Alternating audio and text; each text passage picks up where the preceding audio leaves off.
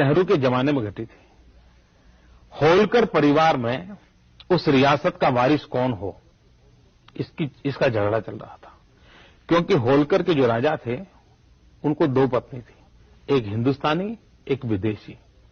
अब उनकी इच्छा ये थी जो विदेशी पत्नी का बेटा था वो होलकर रियासत का वारिस बने, राजा बने।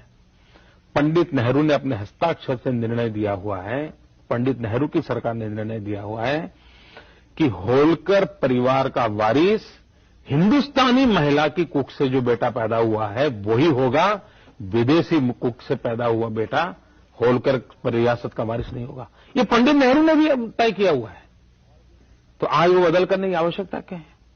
और भी एक घटना मैं बता सकता हूं आपको।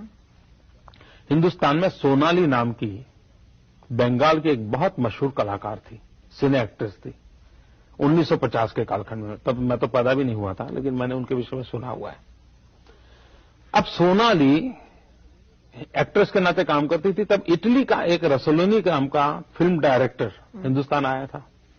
उन दोनों का प्रेम हो गया, शादी हो गई। सोनाली उसके साथ इटली में रहने लगी। शादी होने के कारण वो वहां की नागरिक बन गई, और उसको सोनिया जी की तरह नागरिक बनने में 15 साल नहीं लगे थे, वो तो जाते ही नागरिक बन गई थी। अब 20 साल के बाद उसको चुनाव लड़ने का मन कर गया, तो इटली के अंदर किसी शहर के एक म्युनिसिपैलिटी का चुनाव था। ये सोनाली उस म्युनिसिपैलिटी के चुनाव में उम्मीदवार बनी।